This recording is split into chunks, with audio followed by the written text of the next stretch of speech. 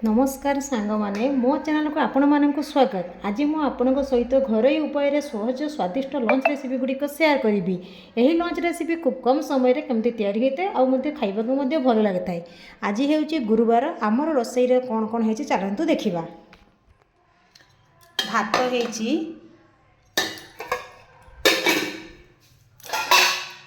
सहित हरड़ डाली मोर होती आउ ता सहित होती भेंडी कुंदूरी आलू भजा बादाम और पुटल चटणी होती आउ पाचिला आंब अच्छी आ ता सहित हजबैंड मु करी माछ तरकारी।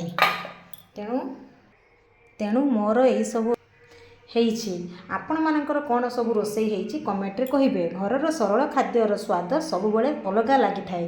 जदि आपण मानक मो वीडियोटी भल लगी थाए ताने लाइक शेयर निश्चित करेंगे एवं मो चैनल को सब्सक्राइब करने को भूलें। धन्यवाद। पुणी आउ एक नुआ वीडियो रे देखा है। जय जगन्नाथ।